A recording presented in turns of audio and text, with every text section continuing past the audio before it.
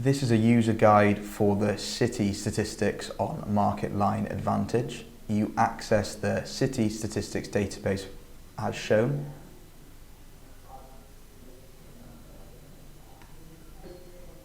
So this is the home page for the city statistics database, which provides comprehensive data on over 3,000 cities, including major metropolitan areas covering 150 countries.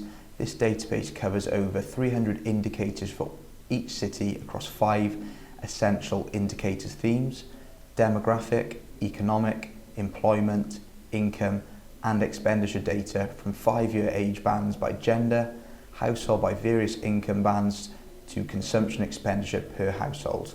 So there's a few ways you can access this database. You can go to the overview.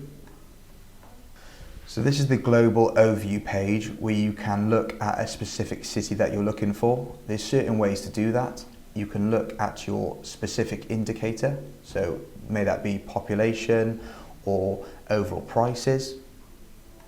So you can look at a specific year, so you can go forward in time or back in time. You can then look at a specific city via region, country, and then looking at your city.